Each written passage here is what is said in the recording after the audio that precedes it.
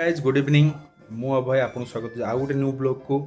तो आशा करुथि आप सब भलर थे। तो मु आज आसती दीदी पाखक तो किसी मार्केटिंग कली तो घर को पठाई किसी जिनस। तो मो दीदी जाऊँगी बेंगलोर ओडिशा। तो मुझे घर पर किसी गोटे जिनस अर्डर कर किणी तो देवी घर को।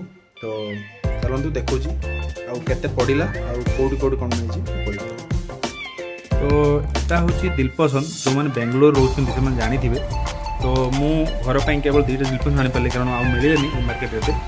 तो या प्राइस 60 टଙ୍କା गोटा। तो आउ कि घर पे आनी जोटा कि मैसूर पाक जोटा कि मैसूर फेमस बट बेंगलोर में बहुत लोग भी खाती। तो ये आनी मैसूर पाक घर पर पठाइबा। तो आउ गए आनी चकली या दाम हूँ 20 टଙ୍କା पड़ा 20 नहीं सॉरी 50 टଙ୍କା पड़ा। ये हाफ 500 ग्राम अच्छी। तो मैसूर पाक दाम कौन आर केजी 500 टଙ୍କା। तो मु 150 ग्राम आनली आप 130 130 समथिंग पड़ा मत। तो मु आउ गोटे मिक्सचर आनी जोटा कि आप देखा तो मिक्सचर आनी।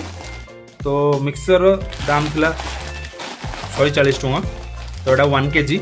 तो आप जानी आउ गोटे बिस्किट आनी जोटा कि देखिपे आप।